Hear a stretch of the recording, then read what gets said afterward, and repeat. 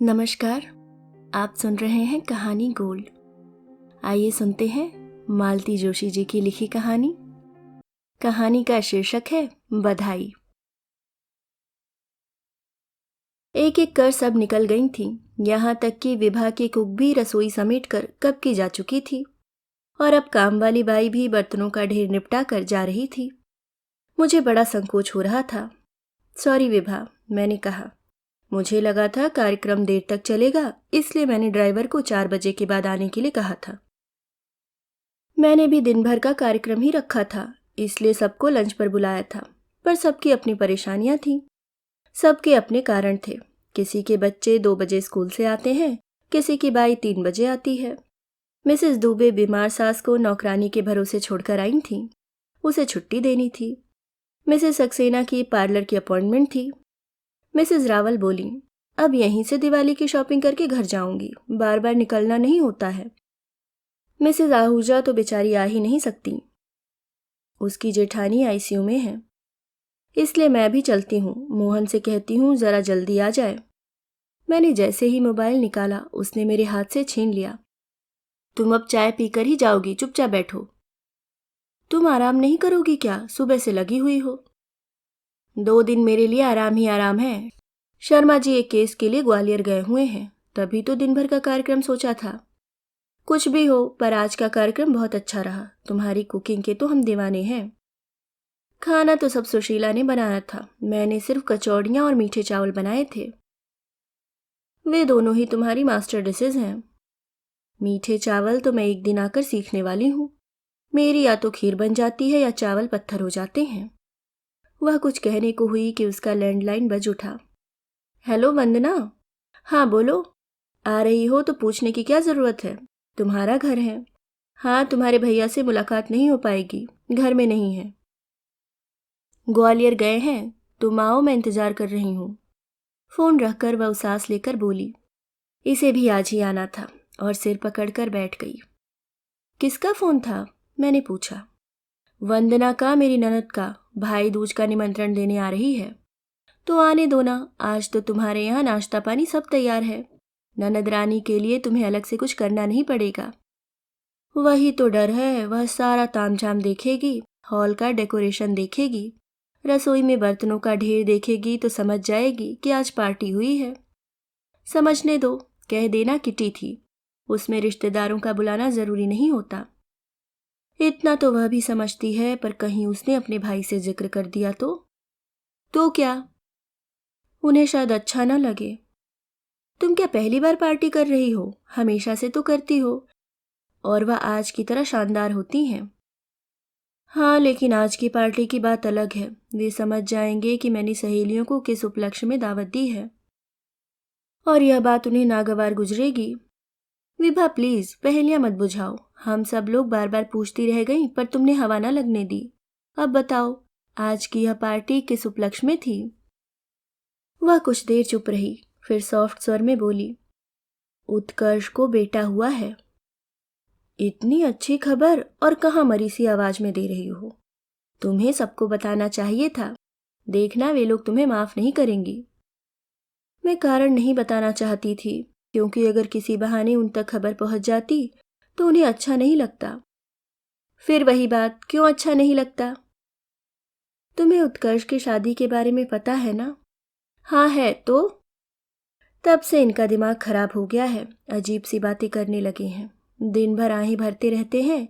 कभी कहते हैं मैंने अपने माँ बाप का दिल दुखाया है, ईश्वर मुझे उसकी सजा दे रहा है। कभी कहते हैं कि अब मुझे पता चल रहा है कि उनके दिल पर क्या गुजरी होगी। एक दिन बोले, अच्छा हुआ माँ खुशी खुशी इस संसार से चली गई। उसके सामने यह सब होता तो बेचारी मरने के बाद भी कलपती रहती। कभी वे कहते, अच्छा हुआ उर्मी बिटिया की शादी पहले हो गई, नहीं तो कोई उसका हाथ थामने को तैयार न होता। सच कहती हूँ कि उनकी यह आत्मग्लानि की मुद्रा देखकर मैं अपराध बोध से भर उठती हूँ। लगता है जैसे मैंने इस घर में अनाधिकार प्रवेश किया है। मतलब? हमारी इंटरकास्ट मैरिज है ना, हम लोग कायस्थ हैं, और ये शर्मा कानिकुब्ज ब्राह्मण। तो क्या हुआ? आजकल तो ये आम बात है। शादी के कार्ड जो आते हैं उनमें 5 अंतर्जातीय विवाह के होते हैं। ये आज की बात नहीं है, 32 साल पहले की बात है। तो क्या हुआ? 32 सालों में दुनिया क्या वहीं खड़ी रह जाएगी, आगे नहीं बढ़ेगी? तुमने जाति की सीमाएं लांघी थी, बेटे ने देश की धर्म की सीमाएं लांघी है। वहां 21वीं सदी में हम 16वीं सदी का सोच लेकर तो नहीं जा सकती ना। यह बात इनकी समझ में नहीं आती ना।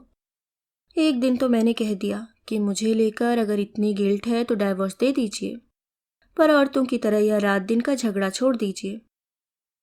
उस समय वे बड़े बहादुर बन गए थे, अब पता नहीं क्या हो गया है। उस समय तुम्हें कोई परेशानी नहीं हुई? परेशानी क्यों नहीं हुई, पर धीरे धीरे सब ठीक हो गया। मेरे घर में सुख सुविधा ज्यादा थी तो सास अक्सर मेरे पास ही रहती थीं, पर हमेशा यह एहसास जताती थीं कि बेटे की खातिर उन्होंने मुझे अत्यंत कृपावंत होकर स्वीकार कर लिया है। शुरू शुरू में दुख, अपमान, उपेक्षा के कई प्रसंग आए, पर पति का हाथ पीठ पर हो तो औरत बड़े से बड़ा दुख सहन कर जाती है। पर जब पति ही दुख का कारण बन जाए तो सब कुछ असहनीय हो जाता है। उस दिन तो इन्होंने हद ही कर दी। किस दिन? सुबह सुबह उत्कर्ष ने फोन पर बताया कि बेटा हुआ है। पिता से तो उसकी बोलचाल बंद थी, इसलिए मेरे पास ही फोन आया था। उल्लास से भर उठी थी मैं। फटाफट हलवा बनाया और चांदी के परात में भरकर ठाकुर जी के सामने रख दिया। जैसे ही ये पूजा पर बैठे मैंने कहा, ठाकुर जी को भोग लगा दीजिए। आज त्योहार है कोई? उन्होंने पूछा। त्योहार ही समझ लीजिए, आप दादा बन गए हैं। चौकी पर पानी का वर्तुला सा बनाकर इन्होंने उस पर हलवे का डोंगा रख दिया था। दाहिनी अंगूठी में जल लेकर वे भोग लगाने जा ही रहे थे कि उन्होंने मेरा अंतिम वाक्य सुना। अंगूठी का जल उन्होंने डोंगे में उलट दिया और पूरा डोंगा कूड़ेदान में पलट दिया, जिसमें हम लोग निर्माल्य पूजा के उतरे हुए फल आदि डालते थे। मैं उन पर चीखना चाहती थी, पर मुझे रोना ही आ गया। यह ठाकुर जी का नहीं, मेरा अपमान था। मेरा, मेरे बेटे का, उसके बेटे का। थोड़ी देर बाद मेरा दुख रोष में बदलने लगा। ये साल भर से बड़ा शहीदाना भाव लिए घूम रहे हैं, भूल गए हैं कि मैं भी अपना घर छोड़कर घर वालों को नाराज करके आई थी, और यहाँ भी मेरा कोई प्रेम से स्वागत नहीं हुआ था। ऐसी शादियों में अक्सर औरतों को ही सब झेलना पड़ता है। पुरुष तो अपने घर में अपनों के बीच रहता है, एक भावात्मक आधार उसका बना रहता है, पर वह जो बाहर से आती है हमेशा आलोचना की, संदेह की शिकार बनी रहती है। पूरी जिंदगी खुद को साबित करने में, खुद को स्थापित करने में निकल जाती है, और जीवन भर की तपस्या का जब यह सिला मिलता है तो बांध टूट जाता है, समय बिखर जाता है। मेरा मन भी विद्रोह कर उठा। ठान लिया कि अपने हिस्से की खुशी मैं मनाकर रहूंगी, इसलिए आज का यह आयोजन कर डाला। बोलते बोलते विभा हाफ गई थी। मैंने उसकी पीठ पर हाथ फेरते हुए कहा, तुमने बहुत अच्छा किया। खुशी मनाने का तुम्हें पूरा अधिकार है, पर इस तरह छुप छुप कर क्यों? अपनी खुशी डंके की चोट पर मनाओ। अच्छा होता शर्मा जी के यहाँ रहते तुम यह कार्यक्रम करती। खैर, आज जो ननद रानी आ रही हैं उनसे कुछ मत छुपाना, उन्हें खुलकर सब बताना। तुम्हारा मन भी हल्का हो जाएगा, और जब खुद ही सब बता दोगी तो उन्हें भी शिकायत करने में रस नहीं आएगा। एक बात और, तुमने 11 सुहागिनों को उपहार देने का संकल्प किया था।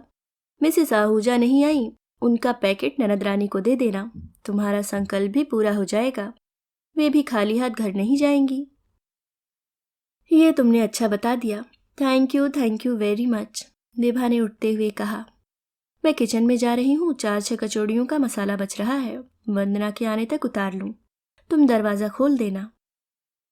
सिर्फ वंदना के लिए ही बनाना, मेरी बिल्कुल हिम्मत नहीं है, मैंने उसे जता दिया। उसके जाने के बाद मैं पत्र पत्रिकाएं पलटती रही। मुझे ज़्यादा इंतज़ार नहीं करना पड़ा। 10-15 मिनट बाद ही दरवाजे की घंटी बज उठी। मैंने फौरन उठकर दरवाज़ा खोल दिया। आप वंदना जी हैं? हाँ, पर आप? मैं आपकी भाभी की सहेली हूँ, सविता। भाभी कहाँ हैं? किचन में, आइए। मैं उसे लेकर भीतर चली गई। विभा, तुम्हारी मेहमान आ गई हैं। बस डाइनिंग टेबल पर बैठो, मैं चाय लेकर आ रही हूँ। चाय की इतनी हड़बड़ी नहीं है भाभी, वंदना ने कहा। तब तक विभा बाहर आ गई थी। तुम्हें नहीं है, पर मेरी सहेली को है, सुबह से आई हुई है। विभा ने ट्रे टेबल पर रखते हुए कहा। प्लेट में कचौड़ियाँ और बाउल में मीठे चावल थे। भाभी, मैं चाय के साथ सिर्फ एक कचौड़ी लूंगी। ये मीठे चावल अपने नंदोई के लिए टिफिन में दे दो, उन्हें तुम्हारे हाथ के बने बहुत पसंद हैं। वंदना चावल की बाउल लेकर विभा के पीछे पीछे किचन में चली गई। वहां प्लेटफॉर्म पर धुली हुई क्रॉकरी का अंबार देखकर बोली, अरे यहाँ तो बकायदा पार्टी हुई लगती है। मुझे लगा था आपने अपनी सहेली के लिए पकवान बनाए हैं। सहेलियों के लिए, मैंने कहा और विभा की ओर देखा।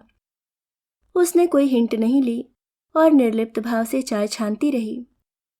फिर हम तीनों डाइनिंग टेबल पर आकर चाय पीने लगी। वंदना ने कहा, भाभी कचौड़ी बहुत मस्त बनी है, पर खैर यह कहना बेमानी है, तुम्हारी तो हमेशा ही अच्छी बनती है।